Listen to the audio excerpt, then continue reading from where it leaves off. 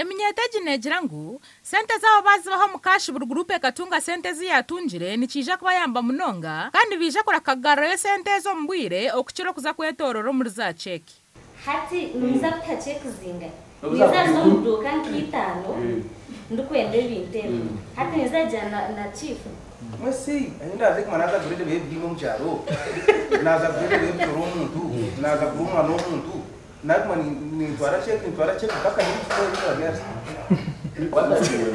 Eshcharetera abachifu b'amagomborora okuteekateka nk'eminyeteji teri kubesiga na munonga cyahika kurya sente zabo. Impima yabo nibende sente kandi nureba niwe ariko kutesigana.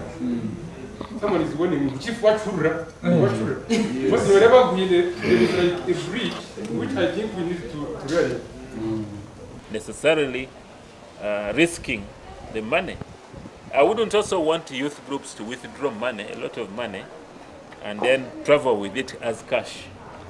You know, there are temptations along the way. There's a lot of risk associated with traveling with cash between Mbarara and Kampala. Sente z'eminyetezi zahereze kuhika accounts zabo kandi district ka Wambara hona nagira ngu sentezi tizuriho mushoro gwona w'abanozigarrayo kandi yashabe eminyeto kuzikozesa.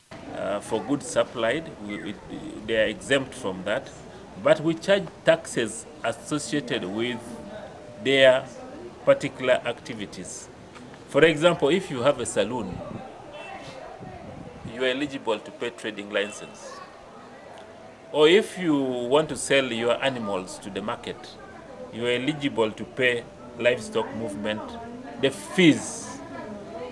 Or if you have, if you are taking your cabbages or onions to the market, we may ask you to pay some little market fees. So those are the fees and permits which are chargeable on this money.